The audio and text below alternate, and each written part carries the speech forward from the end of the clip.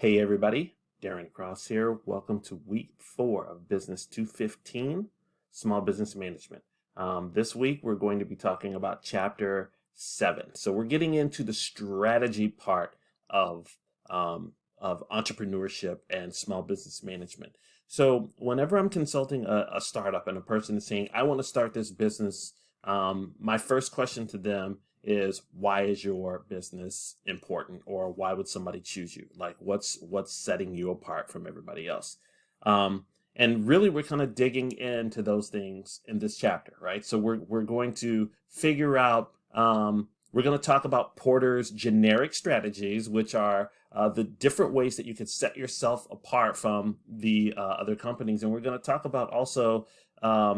The mindset that you actually can have for a sustainable competitive advantage. And so the specific learning objectives that we're going to talk about, number one, we'll describe the decisions needed to establish a foundation for strategic planning. Strategic planning is what it's all about. That's the thing that's going to set you apart from everybody else.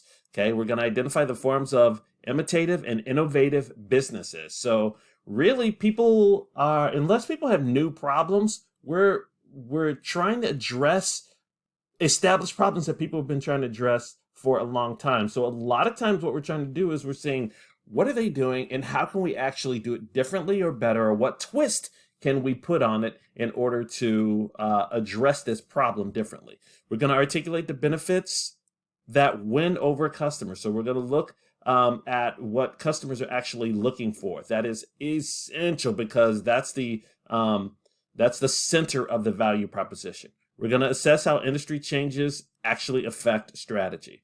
We're going to explain the major strategies of business: differentiation, cost, and focus. So are we going to compete on the basis of, there's a couple of things that we're looking at. Are we going to compete on the basis of being different from everybody else, or are we going to compete on the basis of cost? That is the biggest identity crisis that companies have. They think that they want to be the best, and they want to put everything into this product, but then they don't understand that they probably should be charging more for that product.